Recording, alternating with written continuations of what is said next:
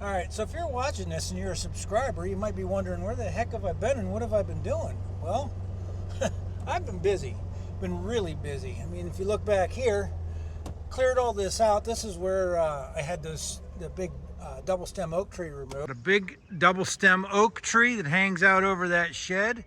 And I've got a maple up back behind there that I need to get down as well. Here's this maple that I want to see if I can talk them into taking out as well. And this thing is leaning and crooked and tilted like you can't believe. Cleared this all out, graveled it in, got it to where I wanted it. Removed a lot of the hillside here, so now I've got places to store things. Got some cherry and hickory cants there, some old fencing, some old stone retaining wall. Moved the fire pit. It used to actually be behind us. Done some stone work and ravine to keep it from washing out. Fire pit used to be right here in front of us. But you know, we've had one of the nicest summers and in the falls that we've had here in an awful long time. And I've just been so busy with projects. I'll throw in a couple different clips here and there. My oldest son, he just bought a house. It'll be his second house that he bought. And so he's been working on that. I've been down there helping him with that. He bought a house with a really nice big 3-car garage, so we did some painting on it. Here's the garage before we painted, but after it's all taped off. All the outlets, walls, lights, fixtures.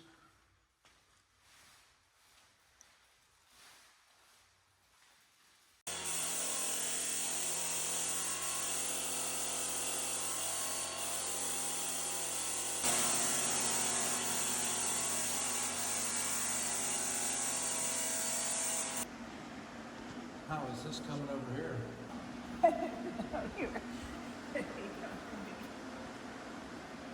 So you're just painting the top of that wall.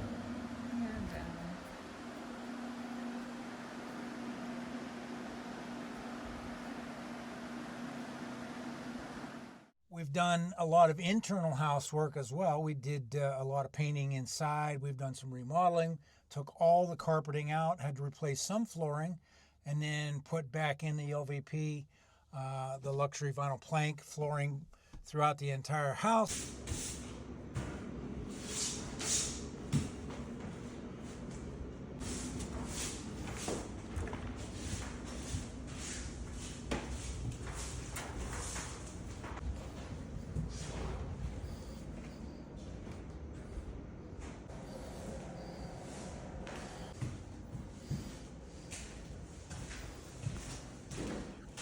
So we've been doing that for a couple months down there, and I just honestly haven't had the time or the enjoyment of filming anything. So haven't done any filming, haven't really wanted to.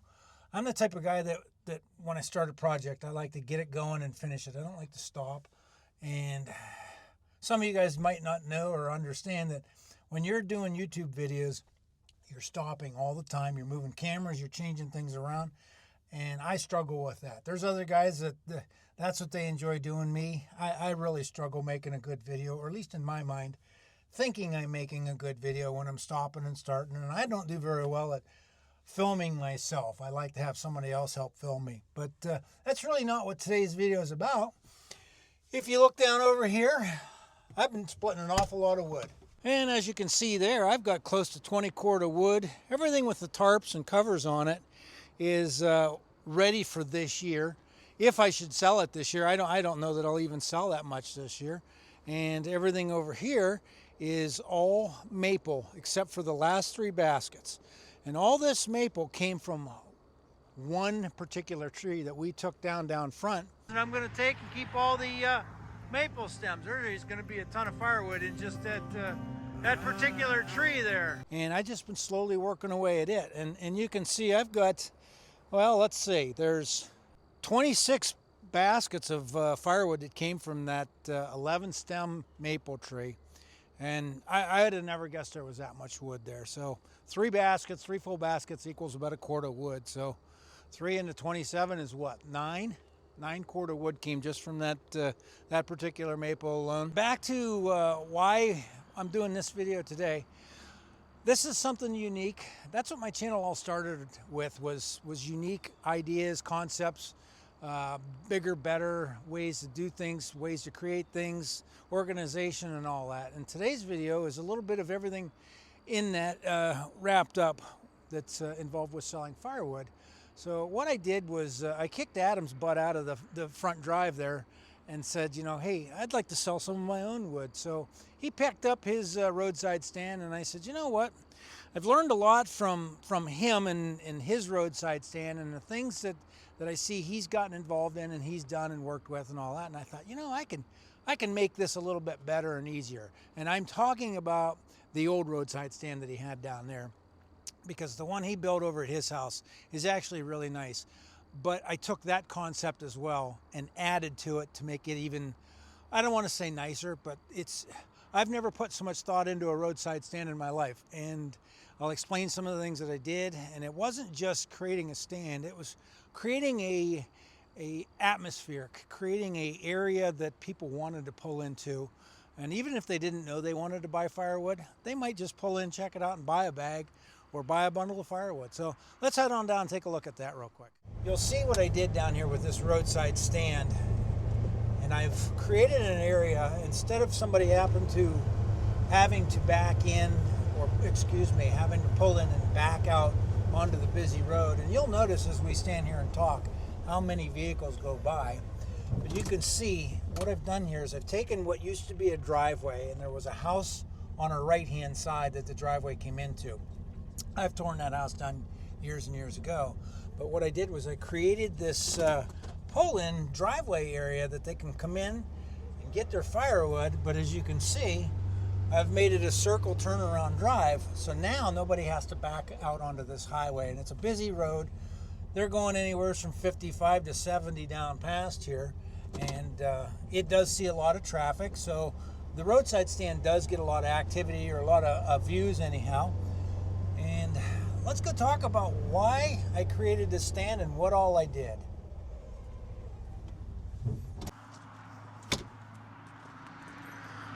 So first off, the stand is 12 feet long and it's 10 feet wide. 4x4 runners on the bottom, and I've got 2x6 pressure treated decking all the way across, and then everything's built on top of that. Here's the back section of the firewood shed. I'm just putting the siding on it. I've got it all framed up and trying to get it put together.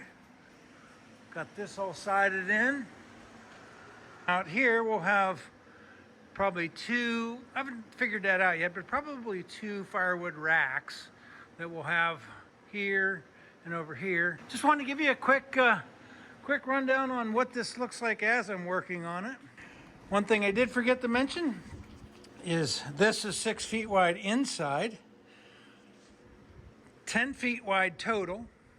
That gives me 6 foot of front porch and 6 foot of storage space. A lot of this is just for lateral support and everything else, but it's coming along nicely.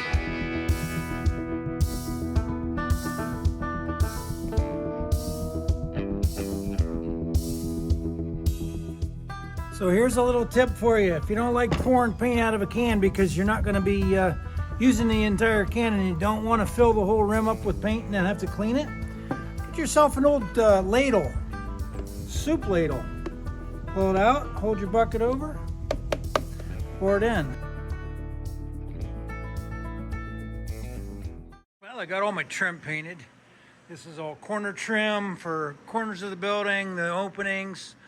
It'll be trim that goes onto the door, everything like that. All the trim, all the siding. I bought the 2x4s, the 2x6s and stuff at Home Depot, but everything else to make it look like a mini barn or a mini shed was purchased from Weaver Mini Barns in Cochranton, Pennsylvania. So give them a quick plug and thank Matt and the guys there for, you know, allowing me to purchase some materials from them. But let's take a quick look at this. And like I said, I learned some of the things from Adam off of his roadside stand and the countless other roadside stands that people have made. They all made them out of pallets. I think Adam was the first one to make one out of, you know, I think it was maybe white oak posts and, you know, the roof, the metal roof and all that, so it would last longer. He's got a nice big display, so it looks really good. But my reasoning for wanting to do that was to create similar to what he had, but to take it to the next step or the next level. And I had spoken with Adam about you know, the loose stacks, but I also told him that I wanted to do the bags or the bundles because they are a quick, easy way to grab firewood on the run, throw 3 bags in and go. So as you can see there, I've got bundles for 20 and I've got 3 bags for 20. And the 3 bags are stacked up pretty good. One benefit, or the biggest benefit I think with the bags, is you can grab 3 of them and go in a matter of a couple minutes, where it takes a little bit longer to load up the loose stack. They're a little dirtier when you set them in the back of a car. And on several occasions, we do have people that pull in here, throw it into the back of their trunk and go. So I've made up some kindling bundles. So I already sold a couple of those. So those are about $3, and you can see your loose stack is 20, same as Adam's. So they can come here, they can go there. Just depends on whose wood they like better. And I've done these firewood bags. And these are about double of what a firewood bag at a grocery store is. So I'm selling these for $7 a bundle, or 3 for 20. In this video, I'll cut in and out and show you some of the different things. The rack that I built.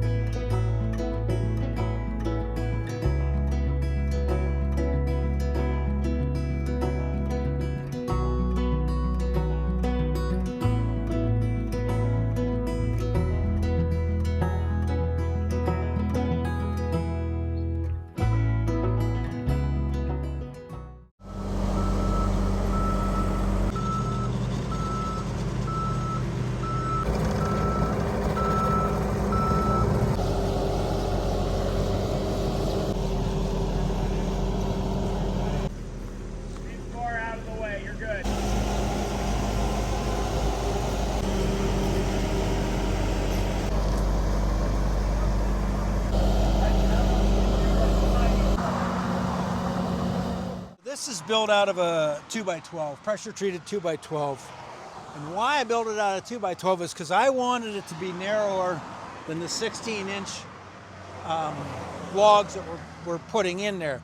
And one thing that does, and all this thought went into the customers, the people buying the wood, picking it up and taking it home. I wanted them to be able to grab the sides of it. It makes it easier to take it out when they can get their hands around the sides of it, slide it out, and then take a bundle full.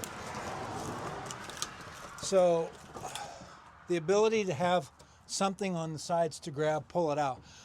Might not sound like much, but it actually really does make a big difference when you're trying to take bundles of wood out of here.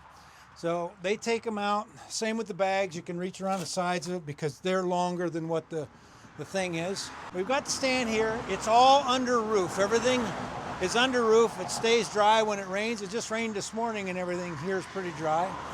I've gone through and painted all the pressure treated just to make it pretty. You know, it's just all about the presentation. If you look out here, I've put some firewood flags. You know, as they're coming down the busy highway, they can tell what this is. Makes you look over here real quick and they can see that hey, you know, it's a firewood stand. It's loose stack. And I call them easy carry bags, 3 for 20 or 7 per bag, and then kindling's $3. So here's a couple key things with Adam's stand and everybody else's stand that I learned, and there's nothing I hate more than a thief. I can't stand a low-life criminal. So I've made it harder, or the best I could make it, for somebody to steal money from me. Yeah, they can come steal wood. That takes a little more work to steal the wood. They're really not after the wood. They're after money if they're a thief. So I've got that. I've got my surveillance signs. I'm not going to point out where my camera's at because that would be stupid. But got got a camera, got a trail cam. Those things, the cellular trail cams work phenomenal. They're instantaneous. It tells me when somebody's pulled in, and I can get pictures of license plates if I need to, and faces and all that. So we'll leave that at that. But here's the thing where we pay here, you actually put the money in through the wall of the building. And inside the building is where I put the money box, where most of the other roadside stands, that money box is sitting on the side. It's a locked mailbox type of thing. And the people that are trying to sell the firewood are just hoping that somebody doesn't come by and pry it open, like Adam's had a couple times. And it just makes you want to take and hit somebody with one of the pieces of wood that you're trying to sell, you know, because it's just ignorant, just absolutely ignorant. So the other thing that I've done is I've got a motion sensor security light up in here, and it won't come on now because it's daylight out, but somebody should walk in or around or whatever, that light will come on, and you know, they're on spotlight, so it helps the surveillance camera catch their picture a little bit better. Had a little quick banner made up at Walgreens, and you can actually do this online. It's a vinyl banner. I just took a picture of a fire and then added that on there, but I guess let's go around back to this shed here and show you the real business end of it, the working end of it, and why I think it's a lot better than any roadside stand that I've ever seen before. And yes, we can lock it up.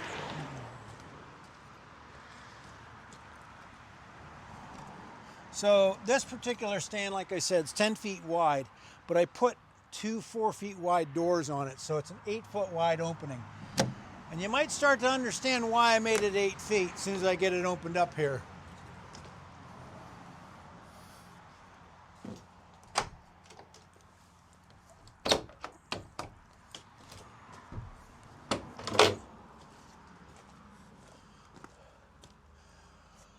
So like I said, I built the doors, put them on 4 feet wide, 6 feet 2 inches tall, because Adam's 6'5". I want to make sure he hits his head. I want to make sure that it wakes him up a little bit. But anyhow, so I have the option now of storing a firewood basket in here. I can actually store 2 baskets. I could put one here and one here if I was just doing loose stack firewood out front. But because I'm doing the bundles, I actually keep a basket in here, keeps it dry, keeps it free of mess and all that. So if it rains, I can come down, redo the stand and not have to worry about wet wood. Then I've got the wolf ridge bagging station here, and there's something about the bagging station that I built for it. I've added 2 things to it to make it a true bagging station. I mean, nothing against wolf ridge, but you can't call it a bagging station if it doesn't hold bags. So what I've done was taken the bags, and at I want to say Home Depot is where I got this can. So I got this big 5-gallon can, or maybe it's more than that. Let's see, it's a 10-gallon can, 10-gallon metal can. And I've made a stand that bolts to the side of the bagging station.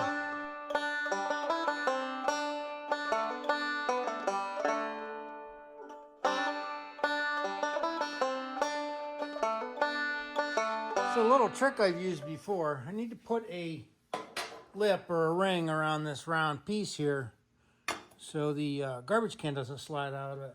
So I put 2 of my pins in my table here and put it in there, and you just start pulling a bend on it, working it around, just lightly bending it all the way around until it's somewhat close in shape. And then because I want this to have a little lip on the underside where I'm going to weld it, so there's a little bit of a lip there. That gives me a place to run a bead of weld up to on the bottom of that tray, and then when I flip it over, that will be where the can sits on the other side. All right, I got the pan all welded up, welded onto the post. That post's going to come down, and it's going to get bolted to the factory bagging station there. And then you put all the firewood bags in it, the empty bags. So now you have a place to hold the bags when you're putting your wood in there. Take it from there, tip it out, dump it, put it on the table, tie it off. Now you don't have to put the bags in a separate spot. They're right there with the entire workflow of that process, and now it's incorporated into the bagging station. Now when I'm doing my bundles, dump them out into the bag, and I've always got a bag right here, and I can take it out, put it out there. But one thing that I've done with this bagging station is I've added a handle here to it. I just self-tapping screws inside, added a handle, because when you're dumping this, it's not fun reaching over to flip it. It gets in the way. It's just, I personally think the handle's much better. Got it full of wood, flip it and dump it. You're holding to the bag right here. There's no bending around. So I thought, why not put a handle right here out of the way? And just for real quick, I'll show you. So when the wood's in there, you have to have an imagination for this one, guys. Wood's in there, you reach right here, dump it, and it falls out. Pretty simple, rather than trying to reach over here, grab and dump. Put it up there, put a couple extra pieces in, then put it in out front. And before we get to that, the hole in the wall out front for the money goes right into the money box here. That kind of keeps honest criminals, if there's actually a such thing. Can you actually call a criminal honest? I doubt it. But that's where they put the money in for that. And bagging station goes over here. And yeah, you guessed it. I got a broom. You want to keep it clean. Don't leave a mess everywhere you go. Garbage can, and this garbage can is for when I have big chunks of bark fall off of the bundles or whatever I'm making. Instead of putting bark in there or just throwing it outside, I throw bark in here, and then I can take it into the woods to get rid of it. So it makes it a lot easier to do it that way. And now, the key to the entire operation is I went to Home Depot and I got barn door hardware where you can slide open the door. Oops. Again, there's another, keeps people from breaking in. Take and open that. So now my door slides open and closed. So let's say I sell 3 racks of loose bundles. I grab it from here and I set it right into the stand out here. It's literally 3 feet. So if I need to fill it, just a rotation and turn. If I got bags, I fill my bag, I pick it up, and I set it into the rack. I can't tell you how nice this is to be able to just do it that quickly, that easily and simply maintain the wood stand down here. If I see a vehicle come in, when the cell camera goes off, it alerts me that somebody's down here, and I know that, hey, they either stole something or bought some wood, so come down and fill it up and grab your money. What I found from Adam, or when talking with Adam, is when his stand is empty out front, that usually means that he's sold a lot of firewood. That usually means that there's a minimum of 20 and maybe a maximum of $140, depending on how many racks he's got. I don't want to leave $140 in there for somebody to be enticed to come down and steal from me. So when that cell camera goes off, I come down, I get the money out, and I replenish the stand. It may look like I've never sold anything, but that's the thing. I always want my shelves full. I always want people coming in, and I don't want to leave my cash drawer open for anybody. So that's this stand in a nutshell. I didn't want a door that swung in or swung out. And I know earlier in a segment of when I was building the stand, I talked about having the 2 racks on each side. Well, the more I thought about it, I just didn't want the door to get into the way. So I made this door close, and I used some old ball bearing wheels on each side, one on the outside and one on the inside. If you know anything about these doors at all, that's one thing that you have to do, is support the bottom, because they wiggle. You can kick that door in and out. Well, I don't think anybody's going to be able to kick this door from the outside in. I've got this big heavy-duty latch on it. I've got the anti-lift mechanism in here. There's no place outside to grab it, to lift it off, to try and get to the money. I'm not challenging anybody at all to come down here and try and steal from me. Don't get me wrong on that. It's not a challenge. because I can still see you with my scope up at the house. So again, I made it just to keep honest people honest. So again, like I said, outside of here, there's no place to grab that door to try and get it open. So that's why I did what I did.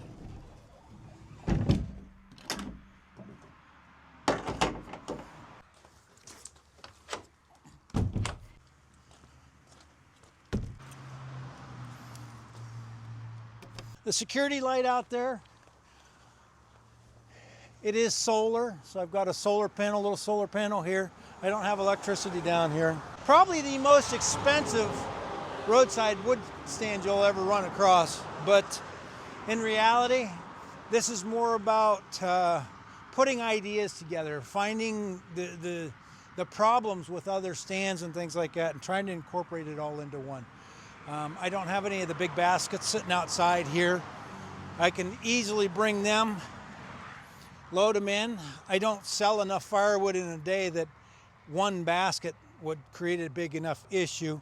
I've done so much work on my property to try to make it look nice. Everything I've done is always to try to keep it looking nice. So that's why I don't have, baskets sitting out here, and I don't have a mess. I don't have firewood laying all over. I'm not saying that anybody else's stands are ugly because of that. What I'm saying is my preference is to have that basket inside, have the bundle maker inside, so it accomplishes several things. Makes filling up the stand pretty easy. Guys, I haven't made a lot of videos because I've been busy. The passion hasn't been there to make videos, because I get frustrated that I can't make a good video and I haven't had anything new to bring to you guys. So I don't want to compete with Adam. I don't want to compete with the rest of the guys out there in the world in YouTube land that, are just going through day-to-day stuff and doing things like that. I want my videos to be creative. I want them to be something different that people haven't seen before. So me repainting my son's garage or his house just isn't something that's in the cards for my YouTube channel. So I don't know when the next video is that I'm going to make. Have to be something creative or something that you don't see a whole lot on. So thanks for watching. I'll try to make more of them when I come up with good ones. See ya. Don't forget to hit that like and subscribe button.